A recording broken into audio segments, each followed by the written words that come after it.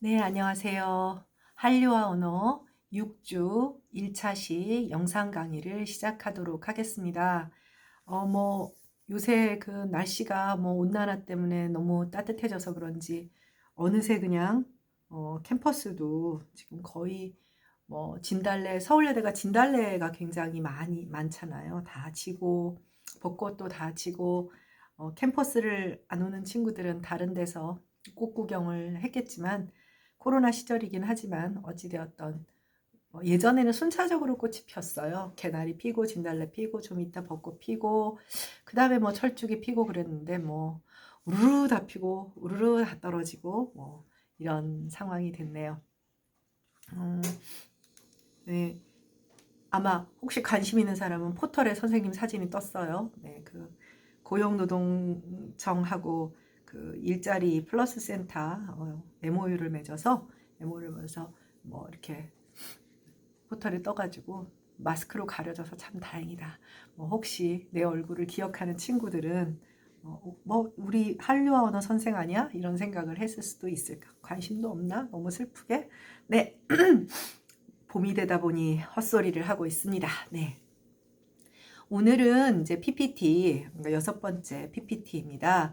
한류언어 6번째 PPT인데, 이제 온라인 동영상 서비스, OTT 시대의 더빙과 자막. 그러니까 지난 시간에 이제 자막과 더빙, 그리고 번역 이야기를 좀 하면서, 특히 이제 우리가 이 한류 컨텐츠의 확산에 있어서는 더빙이라든지 또 자막이라든지 또 거기에서 사용되는 그런 그 번역이라고 해야 되나요? 이런 부분이 되게 중요한 역할을 하기 때문에 이번 주에 그 이야기를 조금 더 하도록 하겠습니다.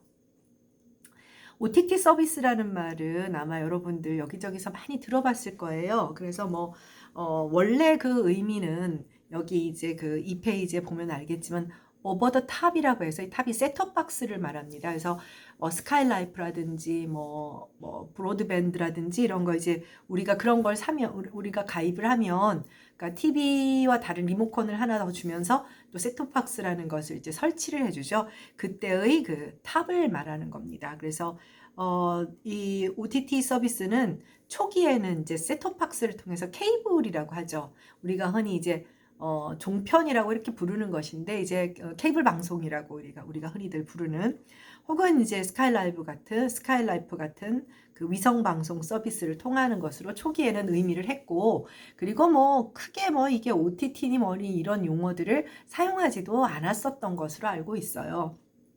근데 이제 특히 한국은 워낙에 인터넷이 세상에서 제일 발달한 그런 나라이기 때문에 광역 인터넷 여기 요새는 5G까지 또 이동통신에 그야말로 매스미디어의 형태와 이런 것을 바꿀 만한 그런 어떤 인프라를 구성하고 있는 것이죠. 그래서 스트리밍 서비스가 가능해지고 또 PC, 스마트폰 그 기기 자체도 굉장히 다양해지게 된 거예요. 그래서 이제 이런 OTT 서비스가 특히 이제 다양한 측면에서 점점 확대되고 있고 지금 이제 여러분들한테 자료로 소개하는 내용들은 이제 조금 더 정돈된 얘기이기 때문에 요즘보다 조금 과거형의 얘기라고 할 수가 있겠죠. 그래서 가장 대표적인 OTT 서비스 하면 미국의 넷플릭스, 그 다음에 이제 훌루, 그 다음에 유튜브, 이제 우리가 흔히 알고 있는 이런 이제 형태라고 할 수 있고요. 국내 지상파에서는 아마 여러분들 기억할 거예요. 여러분의 푸크라고 하는 게 있었고, 옥수수, 이제 SK에서 하면 이렇게 무료 한 달 이렇게 나오는 것들이죠. 그리고 최근에 이제 웨이브라고 해서 V 2개 쓰는 그런 웨이브라고 하는 형태 등 이제 결과적으로 지금 이제 많은 대중문화들은 이 OTT 서비스 가지고 이제 전쟁이 일어나고 있는 셈입니다. 전쟁이 일어나고 있는 셈이어서 이제 더 다양한 방식으로 이제 이 그 OTT 서비스를 어떻게 하고 패권을 장악하느냐에 따라서 뭐랄까요? 대중문화의 21세기 판도는 달라지게 되지 않나 이렇게 판단을 하는 것 같습니다.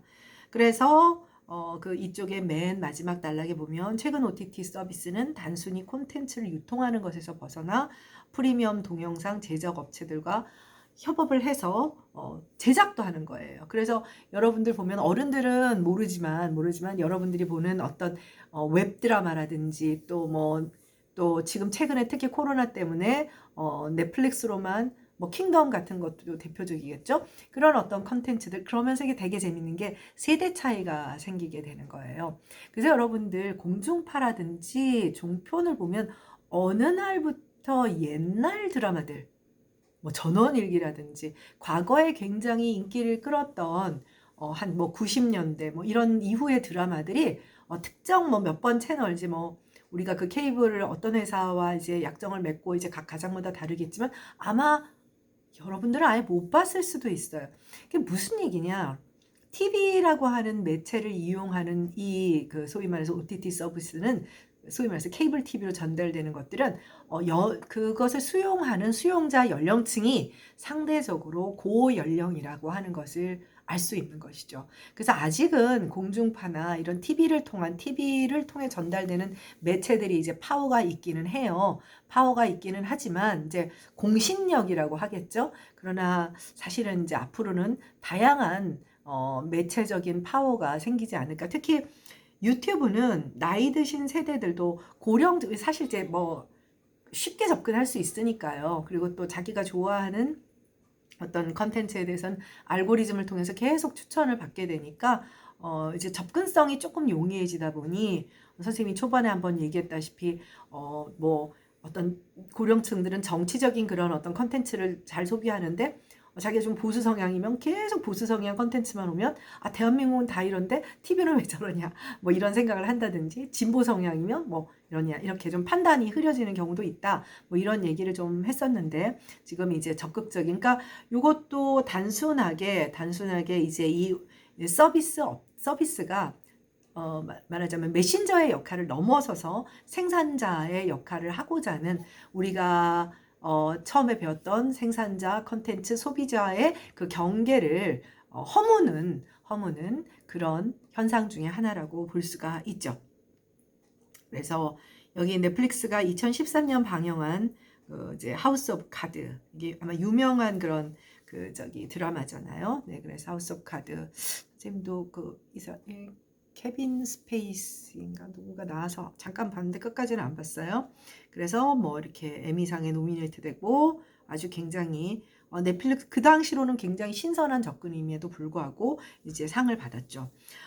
국내에서도 여러분 세대는 특히 네이버나 뭐 카카오 등 웹드라마 뭐 이런 것들을 통해서 제작 유통이 되고 있고 뭐 여러 가지 뭐 드라마뿐 아니라 뭐 네이버의 V 라이브라든지 뭐 팟캐스트라든지 이것뿐 아니라 이제 뭐 자체 영상들도 많이 올라오게 되면서 우리가 앞서 말했던 생비자의 개념으로서 프로슈머의 개념으로서 이제 어떤 컨텐츠들이 굉장히 다양한 측면에서 생산되고 있는 것 같아요.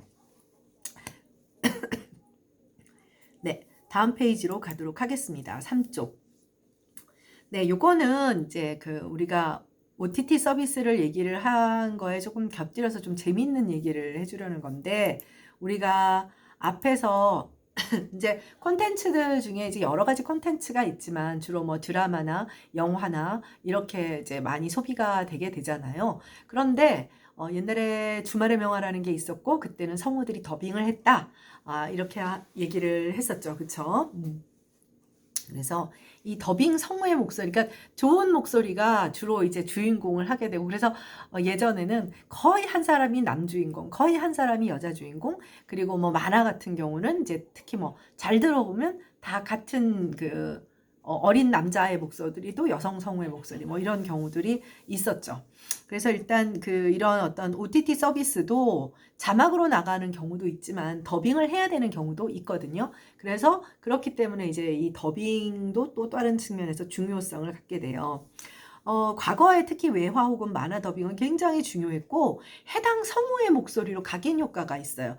여러분들도 가끔 보면 성우들 이렇게 나와서 둘리 목소리였어요? 뭐 아니면 뭐 누구 목소리였어요? 뭐 이렇게 깜짝깜짝 놀라는 그런 경우들이 있잖아요.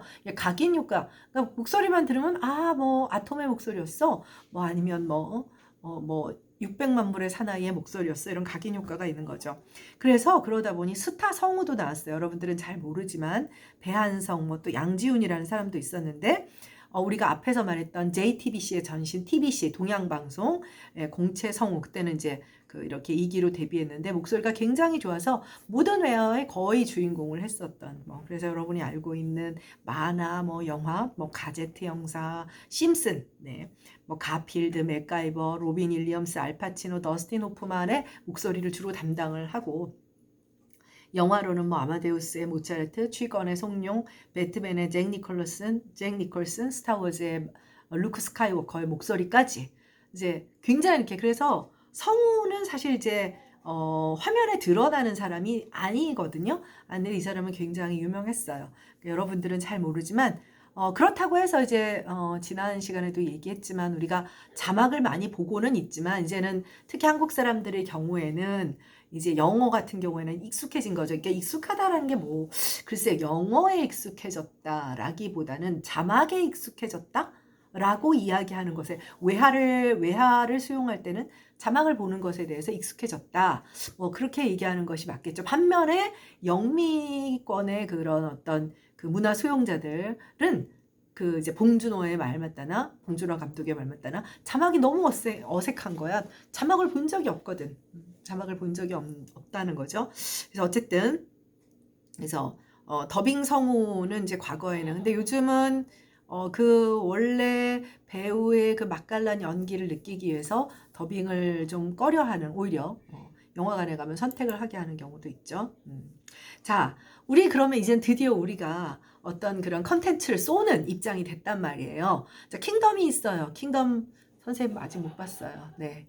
한류와 언어를 강의하는 사람 입장에서는 좀 그 반성을 해야 하는 입장인데 사실 참 이게 하면서 선생님도 공부를 하고 뭐 여러분들한테 간단한 그런 숙제를 내고 있잖아요. 근데 거기 또 어떤 조언을 해주는 그런 친구들도 있고 이제 전공이 아무래도 이제 이런 쪽에 가까운 친구들은 선생님보다 훨씬 많이 아니까 근데 이제 킹덤을 아직 못 봤는데 너무 보고 싶은데 아직 못 봤어요. 집에 있는 테레비도 뭐 늘 꺼져 있는 상황이라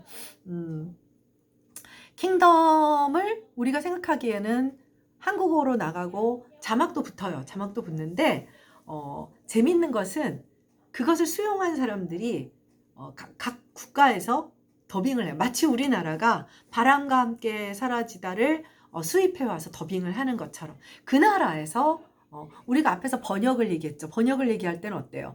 항상 번역은 수용자의 입장. 그러니까 이제 말하자면 번역해야 하는 타겟 랭귀지의 화자들, 모국어 화자들이 번역을 하는 경향이 크다고 했잖아요. 그래서 킹덤 2의 경우 이 29개의 언어 자막판과 13개의 언어의 더빙판이 제공이 되었어요. 그런데 이때 이 더빙판은 한국에서 헐리우드 영화를 뭐 예를 들면 뭐 배트맨을 수입을 했다 그러면 우리가 이제 더빙을 붙이거나 자막을 붙이죠. 그런데 우리가 킹덤을 내보낼 때는 한류 콘텐츠 진흥원이라는 데서 더빙도 붙이거나 자막을 붙이거나 해서 파는 거예요. 굉장히 친절하죠. 굉장히 친절하죠. 물론 아닌 경우도 있긴 합니다. 아닌 경우도 있어요. 아닌 경우도 있긴 합니다만 마치 우리나라처럼 수용을 하는 경우도 있지만 팔려고 왜냐하면 우리는 일종의 90년대 후반에 국책 사업처럼 한류 콘텐츠를 파는 입장이 되다 보니까 이게 장사가 된단 말이에요. 그래서 우리가 만들기도 하는데 그럼 어떻게 하느냐? 우리나라에 뭐 예를 들어 아랍어판을 제작한다 그러면 우리나라 사람을 이제 우리나라에 살고 있는 아랍 사람이 더빙을 한다든가 또 자막에 도움을 받는다든가 뭐 이렇게 되기도 하죠. 또 이제 역으로 이제 물론 이제 그렇지 않은 경우도 있지만 아직까지는 약간 이런 방식의 컨텐츠 생산을 하고 있는 거예요. 그래서 기생충의 경우도 프랑스와 독일에서는 각각 더빙판으로 개봉되었고 이제 더빙의 가장 큰 문제는 뭐가 문제일까요?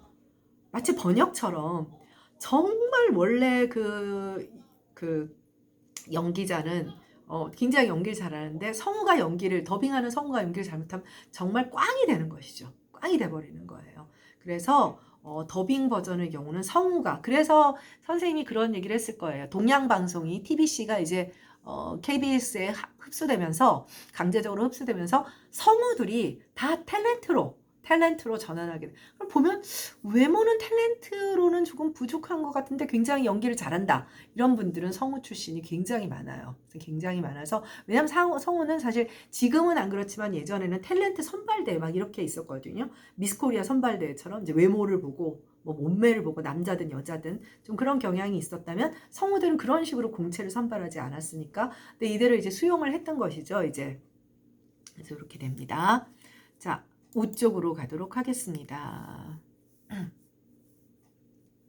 그래서 방금 말했다시피 옷 쪽 K드라마, 무비는 물론 예능 프로그램 등이 수출되면서 자막과 더빙의 중요성이 커졌다. 그래서 한국어에서 해당 외국어의 번역은 대개의 수입국의 전문 업체가 맡는 것이 관행이지만 우리 그렇잖아요. 우리나라는. 그러나 해당 어던의 버전으로 번역하여 수출하기도 한다. 특히 이제 아랍권이라든지 이런 데서 막 굉장히 수입을 많이 한다 이런 경우에 이제 우리가 일종의 서비스 차원으로 사실 이제 수입국의 전문 업체가 맡는다고 하지만은 그쪽에 있는 교포라든지 이런 경우들이 굉장히 많습니다. 이런 경우에 주로 큰 역할을 하는 게 국제 부부들이에요. 네.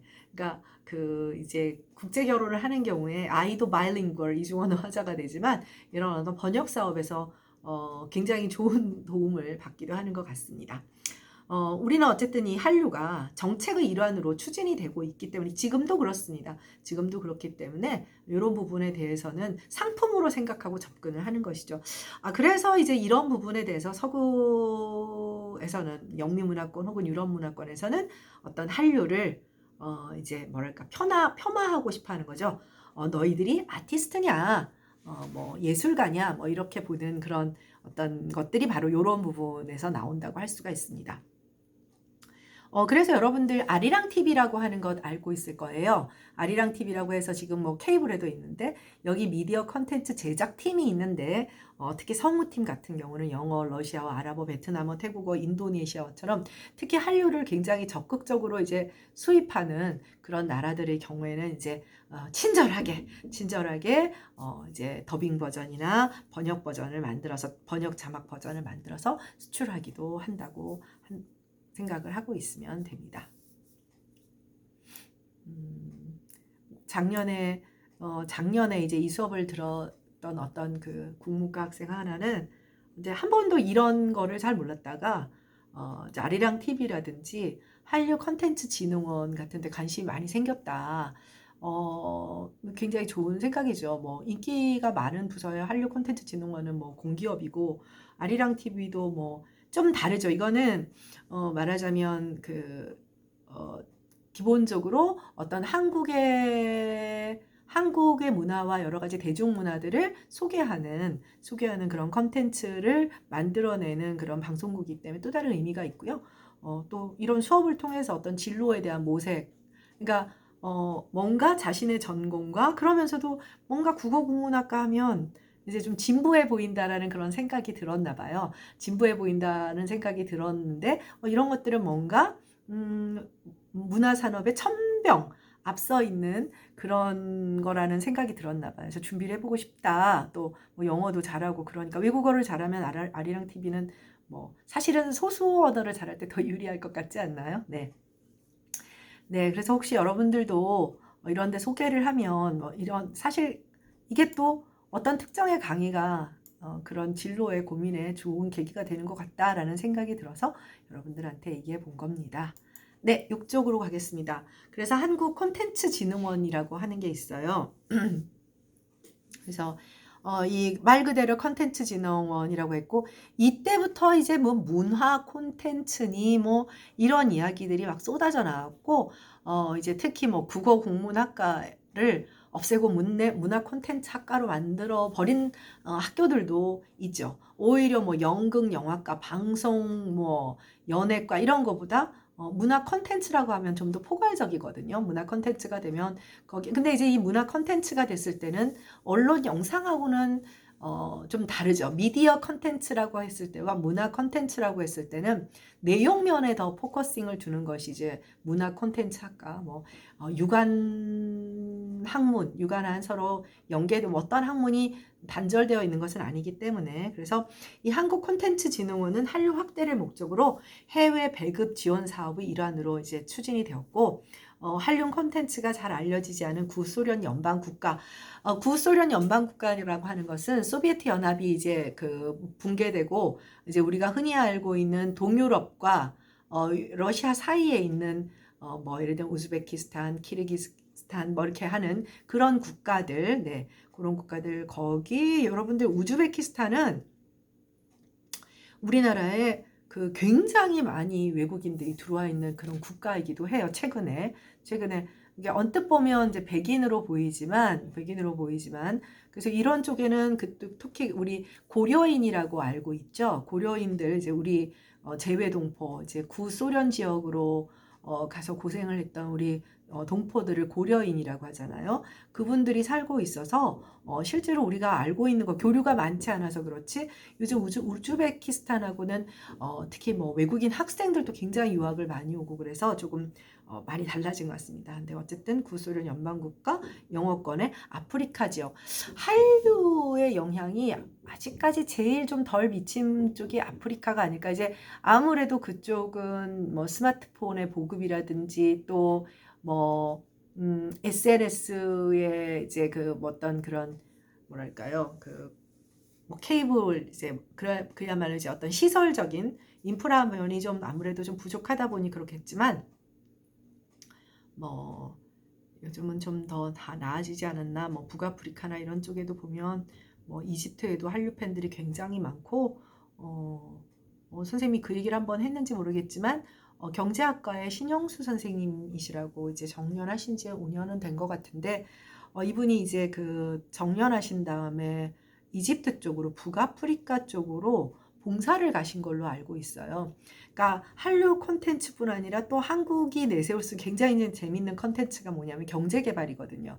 그리고 어쨌든 뭐 박통에 대한 부정적인 뭐 견해를 떠나서 새마을 운동이라든지 뭐 이런 것들이 일종의 콘텐츠예요, 그것도. 그래서 이제 경제학과 교수님이시니까 그런 쪽에 봉사를 한국의 경제 개발에 대한 노하우를 이제 북아프리카의 나쿠 지역에 알려드리려고 이제 봉사를 하러 가셨는데 한국어 교육 자격증을 좀 따서 가고 싶다, 온라인으로라도. 그러니까 일단 사람들이 원하는 게 뭐냐면 한국어를 배우고 싶다.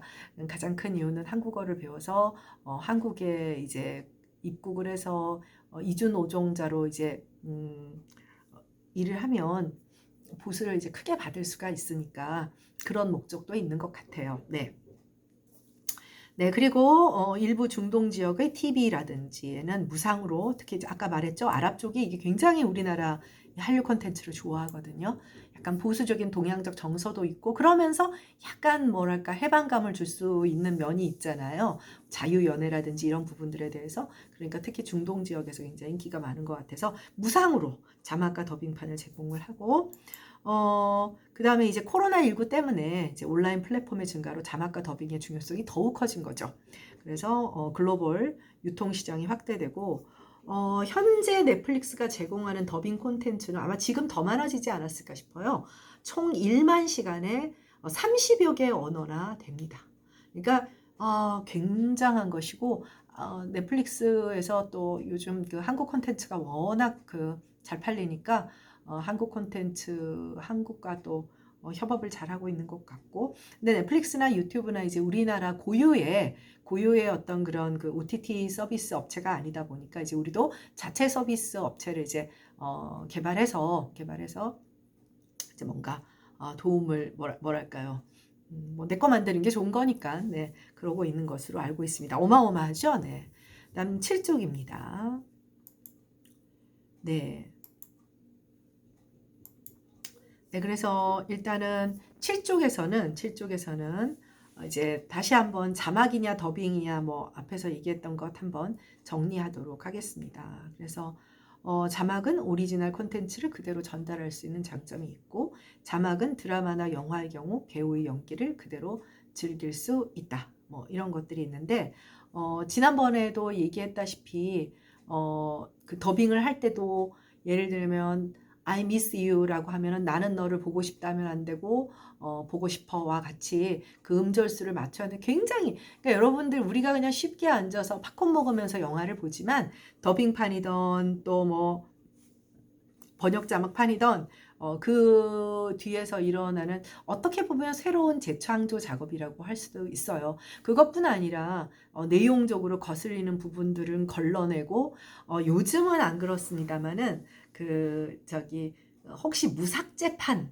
혹시 뭐 감독판, 그러니까 간단히 말하면 문화의 경계를 넘다 보면 특히 이제 성적인 코드라든지 폭력에 대한 코드가 조금씩 문화마다 다르죠. 뭐 선생님 같은 경우는 박찬욱 감독 영화를 안 봐요. 그러니까 뭐 아무리 훌륭한 평가를 받아도 그 뭐 잔인한 폭력의 장면, 그러니까 취향상 좀 맞지가 않아요.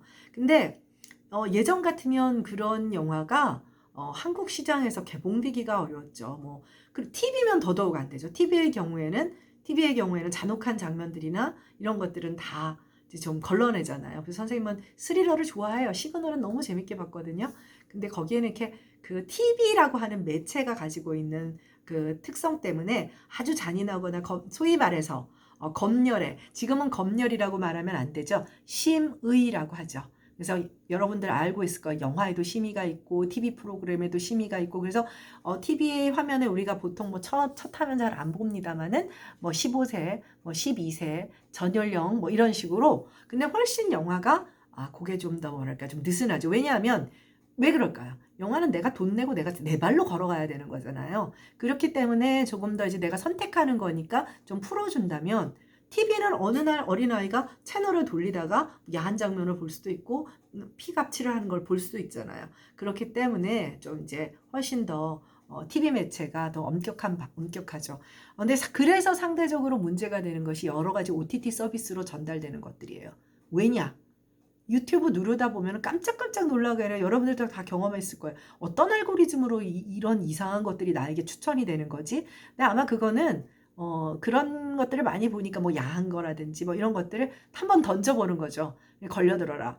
이제 이럴 경우 이제 그런 컨텐츠를 판단할 수 있는 이제 그 옳고 그름을 판단하고 이건 좀 아닌 것 같다라는 것을 판단할 수 있는 어떤 연령 이상이면 별 문제가 없는데 뭐 10살짜리라든지 12살짜리라든지 이런 문제가 되면 이 친구들을 좀 이제 뭐랄까요? 좀 걱정이 될 수 있는 문제가 되죠. 선생님이 어릴 때 영화관에 가보면 갑자기 필름이 지지직 끊어진 데가 있어요. 자, 갑자기 두 연인이 키스를 하는 장면에서 지지직 끊어지고 그 다음날 아침이 됐어요. 대충 감이 잡히죠. 지금은 뭐 있을 수도 없는 얘기지만 지금도 기준은 있다고 합니다. 뭐 전신이 너무 다 뭐 이렇게 가려지지 않게 다 노출이 된다든가 뭐 이런 뭐 생식기가 너무 심하게 노출이 된다든가 뭐 그러지 않는 다음에는 이제 지금은 과거와는 달리 이렇게 뭐랄까요 황당한 심의에 의해서 가위질이라고 하죠. 그런 건 없는 것 같아요. 자, 더빙의 경우 오리지널 콘텐츠를 훼손한다는 평가도 있지만 잘된 더빙의 경우 작품에 대한 이해를 더 높일 수가 있죠. 왜냐하면 자막 보느라. 그러니까 아마 영미문화권 하자들이 봉준호 감독의 말맞다나 그 불편함을 극복하면 더 좋은 영화가 많다는 거는 그걸 너무너무 불편해하는 거예요. 우리는 늘 그렇게 살아서 감지덕지하면서 오히려 이제는 자막 보는 게 편하다라는 수준까지 된 거죠. 더빙 제작은 인건비를 포함하여 자막 제작보다 10배 정도의 제작비가 든다. 왜 그럴까요? 자막 제작은 번역하는 사람한테 번역비 주면 되는데 더빙은 어떻습니까? 거기 출연자가 한두 명이 나와요. 뭐 성우 한 명이 뭐 두세 명을 감당한다 하더라도 그래서 미국의 경우 지금 방금 말했다시피 넷플릭스 시청자들 왜냐하면 넷플릭스는 상대적으로 굉장히 여러 나라의 컨텐츠들이 드러날 거라는 말이에요. 그런데 7, 80%가 더빙 버전을 선택한다고 합니다. 선택한다고 하니 참 그럼에도 불구하고 기생충이 상을 받았다는 것은 정말 대단한 것이고 사실 재밌게 봤죠. 선생님도 얼마 전에 미나리를 봤습니다. 이게 킹덤은 못 봤어도 내 발로 걸어가는 넷플릭스를 가입을 안 해서 미나리를 보러 갔는데 뭐 혹은 평이 너무 심심하다 뭐 이런 근데 선생님이 딱 느낀 첫 느낌은 한국 영화는 아니다라는 생각이 들었습니다. 1960년대 이후에 미국에서 아시안들의 이민 정책을 폈어요. 지금 뭐 아시안 헤이트니 뭐니 해서 참 어이없게 지금 그 뭐랄까 인종차별이 일어나고 있는데 1960년대 이후에 그래서 한국 사람들뿐 아니라 뭐 대만, 뭐 중국, 뭐 대만계죠 주로. 중국은 그때 교류가 없었으니까 이렇게 이제 많은 이제 특히 한국 사람들도 이제 그 이민을 가게 됐는데 미나리 안 본 사람들은 한번 보세요. 그러니까 그거는 외국어 작품, 외국어 영화상에 들어가 있다는 게 너무 웃겨요. 그러니까 한국의 농촌 얘기도 아니고요. 정말 그 뭐랄까 기독교의 뿌리를 두고 있는 교회, 글쎄 교회를 중심으로 하는 한국 사회 혹은 미국 사회 그리고 미국의 기본인 어떤 그런 개척 정신, 뭐 선생님은 영화 평론가는 아닙니다만은 전형적인 그런 미국 드라마예요. 단 거기에 한국 할머니가 등장한다는 거 굉장히. 근데 이 두 엄마 아빠는 이민자예요. 그러니까 그때 그런 이민 정책을 통해서 대충 보니까 80년대 이민 간 것 같은데 지금은 이민 잘 안 가지만 과거에는 많이 갔었어요. 이민자고 아이들은 이미 미국 사람이고 이제 한국인인 정말 한국적 정서를 가진 한국 전쟁을 겪은 그런 할머니 이렇게 어떻게 보면 되게 어떤 그 가족들 안에서도 문화와 어떤 그런 문화의 혼용. 그래서 정말 근데 왜 외국어 영화상일까? 한국 영화가 아니라는 한국어 대사가 들리는 난 생각이 들었어요. 그래서 미국 내에서도 그런 논란이 있었다고 하는데 아직 참 이 그러니까 영어를 쓴 이 글로벌 잉글리시, 글로비시의 그 스피커들이 화자들이 모국어 화자들이 타 언어에 대한 수용이 참 야박하구나. 그리고 다른 언어에 대한 수용이라고 하는 것은 무엇이냐면요. 다른 그 문화에 대한 수용이에요. 이런 말이 있어요. Every word has own history. 모든 단어는 모든 단어는 그 단어만의 역사를 가지고 있다. 단어가. 그리고 한 단어를 우리가 알게 된다는 것은 단지 그 단어만을 아는 것이 아니라 그 단어를 통해 들어가는 새로운 세상이 있는 거예요. 그러니까 OTT라는 단어를 알게 되면 OTT라는 단어를 몰랐을 때와 다른 세상에 우리가 발을 들여놓는 것이고 OTT를 알게 되면서 우리가 흔히 마인드맵이라고 하죠. 사실 단어는 연상작용으로 계속 어휘 확대를 하고 어휘를 습득하는 거예요. 그렇기 때문에 사실 언어는 결국 문화와 직결되어 있는 것이고 그런 측면에서 그러니까 뭐 선생님은 문화 상대주의자예요. 그러니까 예를 들면 우리 문화에 대해서 우리 문화 괜찮지 않아? 수용해 줄래? 들어볼래? 한다면 우리도 뭐 인도네시아 한류 팬이 많다면 우리도 인도네시아의 문화에 대해서 관심을 가지고 베트남의 문화에 대해서 관심을 가지고 그들의 문화를 존중해주고 그러면서 상호 교류의 문화 교류가 이루어진 게 문화 상대주의라고 그 뭐죠 생활윤리 시간 제일 많이 들었잖아요. 그것이야말로 진정한 그 뭐랄까요 문화가 나아가야 할 길이 아닐까. 왜 내가 갑자기 이런 얘기를 하고 있을까요? 네, 봄 되니까 제정신이 아닌가 봅니다. 1차 시 수업은 여기서 마치고요. 2차 시 때 만나도록 하겠습니다. 수고했습니다.